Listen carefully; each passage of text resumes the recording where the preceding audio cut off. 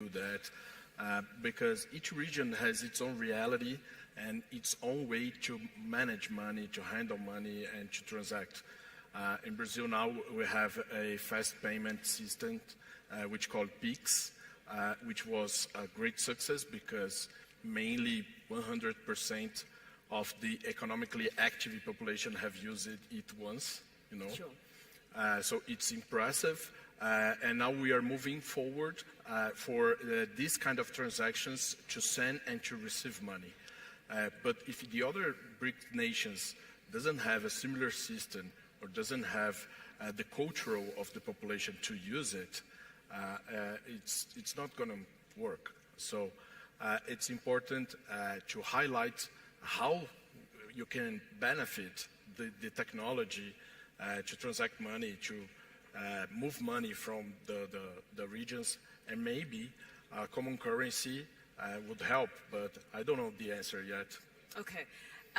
Bijou, I want to stick to the entrepreneurial view right now on a common currency, and whether, like some of your respective peers in the entrepreneurial space, you see there's a case for it, or whether you are happy to reconcile the different currencies in which you do get payments and make transactions with at the end of each month.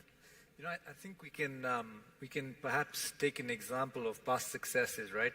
And forget the European common currency, but just in West Africa, you have the CFA currency regime, which is predominantly driven by the Francophone-speaking part of West Africa.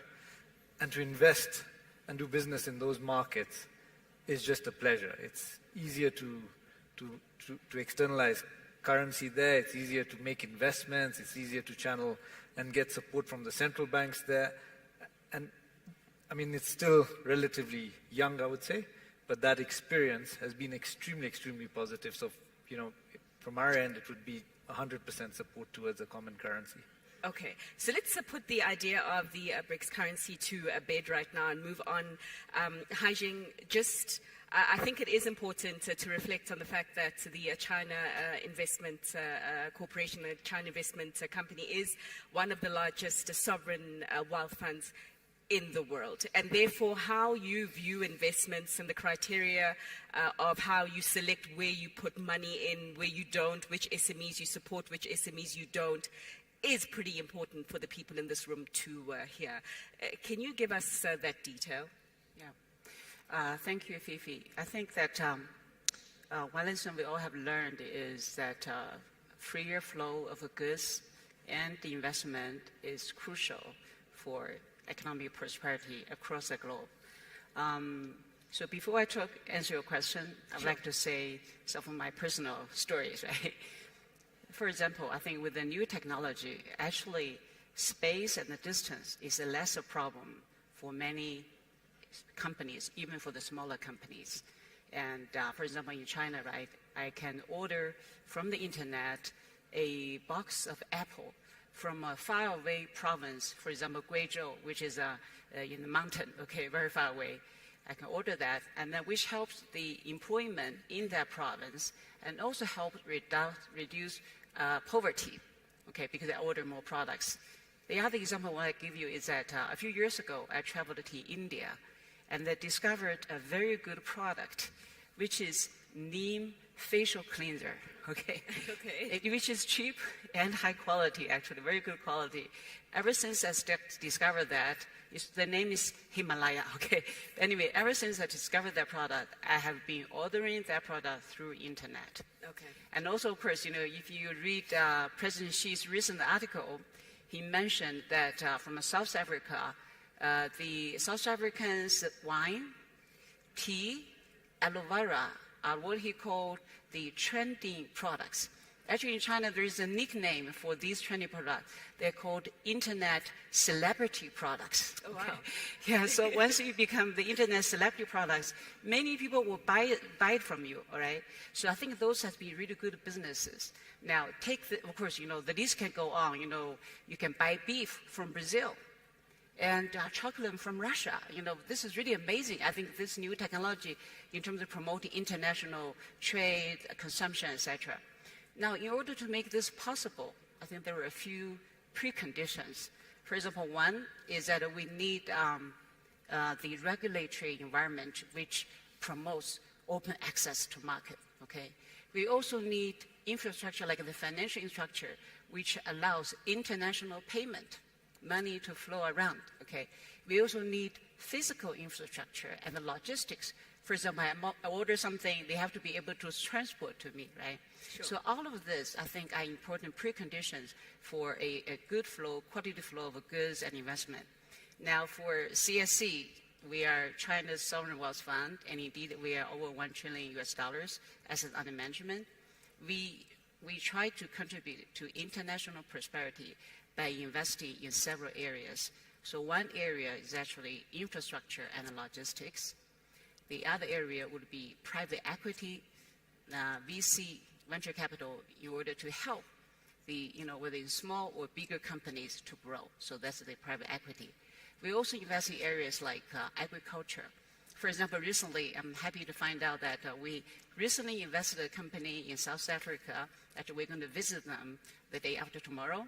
And 20% of the revenue profits from China, they sell to China, okay? So I think those are good examples where there's tremendous opportunity. And with those opportunities, I think China Investment Corporation, we can invest in those areas, And also, of course, I forgot to say, energy transformation. Sure. Power generation. I think those are the area that we really want to put money in. So I do hope that we have a better governance and we have a better international governance also at the same time, so that we can invest and make financial returns, at the same time helping the local economy and helping people getting more employment, high quality employment. Sure. No, thanks for those reflections. Igor, I suppose the same question can be extended to you as a Gazprom Bank in terms of how you approach investments. But also, I wanted to speak to you about an idea that you shared prior to this panel, and it was an idea that actually kind of dovetails from what the Minister of Small Businesses here in South Africa mentioned, the idea of this entrepreneurial ecosystem. But you were talking about a cross-border entrepreneurial cluster of firms that shared a common strategy to improve competitiveness of SMEs. Practically, what would that look like and how would it work? Yes, thank you. So I think it's important to acknowledge that the finances available to support SMEs, among other sectors, in each jurisdiction, as well as, say, across the Brics, the resources are finite. So we probably should not approach it from the point of view that there is endless amount of money that we can just allocate in order to support the green shoots of the SMEs. So from there, we have to understand again, in the Brics context and in the context of cooperation and harmonization, we have to understand the broad universe of the SMEs that are out there. If anyone ever sort of got involved in the analytics which are relevant to the SMEs, portfolio analysis and so on, they know that the SMEs are the most difficult sector to analyze. Why? Because the SMEs differ by size. So what's considered to be SME in Europe is up to turnover 50 million euros. What's considered to be the smallest SME in Africa, it's or individual business, we're talking about $100 equivalent and so on. So it's a vast and diverse universe. There are diversification of sectors, diversification of financial products that are being provided, and the jurisdictional specifics, the regulatory framework that colleagues were discussing. So it's harmonizing that in the Brics context will take a lot of understanding. So information has to be collected in some sort of database that will create a universal common language that all Brics countries, all lenders, for example, and to the extent consumers, will understand. It would be much easier to lend cross-border if you know the credit quality profile of the SME that you are lending. And it doesn't mean that the money will flow only to the cherry-picked few. Of course, that tendency will emerge as well.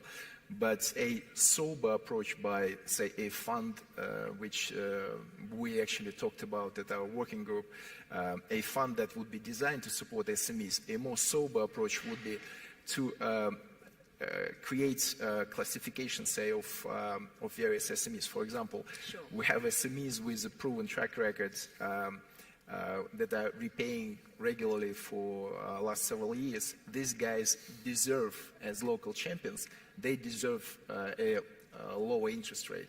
All right. Right, so we already provided funding to bucket of companies that will return, and then remaining of the funds we can direct to companies with a higher risk profile and so on, because we want to support them, knowing fully, going with open eyes into the sector, that they will that we need to support them. So in order to create this, if you like, infrastructure, the database, which is critical, which is actually exists in most banks, especially those who work with SMEs, Sure. we need cooperative efforts. And a lot can be done by the SME lobby groups in each of the jurisdiction to combine these forces and to improve transparency and inform the lenders as to what these guys are, and then we can devise a strategy who to support, which funds to direct where, and again, in terms of funding potential of Brics, it's as big as anywhere. If we pull it together, it's incredible. All right. Lots to say about this topic. Unfortunately, not a lot of time left. We have less than 2 minutes between us. So I'm going to be a bit biased, and I want to ask the Africans perhaps to give us a parting shot here, because the theme of this conference is Brics in Africa, and right now we have a tool that is expected to really help the continent rise to the occasion. That's the AFCFTA, but from an SME perspective. So I'm giving Basim and Bejim 30 seconds each. From an SME perspective, how should that AFCFTA be fine-tuned to accelerate and capacitate a lot more SMEs, not only those on the continent, but also those in the Brics grouping looking at the Africa opportunity? Your 30 seconds starts now, sir. Pressure. Look, it comes back again to the same thing we always say. To solve a problem, you need to understand what the problem is. Sure. And we need to dig a lot deeper into how can SMEs become large entities. They can only become so if there are frameworks and understanding from government and regulations, because we're interconnected with government whether we like it or not. One way or the other, we're working in a definition of a policy defined by each country individually. And until we have some sort of a policy that enables these SMEs to have better access to capital, better regulation, updated regulation, and then most importantly, cooperation between government and business. I always hear about business councils and advice, but this is the key element. We need government and business to sit together so we tell them what we like, and they can also advise us and hear from us what the challenges we're facing. Got you. Bijou, do your best to give us the last just word. to add on to what he said, and it's just a small addition. It's actually reflecting from what our colleague from China just said. Supporting through venture capital structures and private equity funds, etc., that have helped build a lot of these startups into large corporations. That's it. We'll make that Thank the you, last Fifi. word. To all of you, thank you so much. I think that you have provided valuable insights into the SME opportunity in the Brics cluster and how to realize it further. I know that a lot more conversations are going to be taking place in the next 3 days, but I do believe that you have given us a wonderful starting point on which to continue those deliberations. Ladies and gentlemen, please help me thank my panelists for their valuable insights. And we can make our way off the stage through there. Thank you.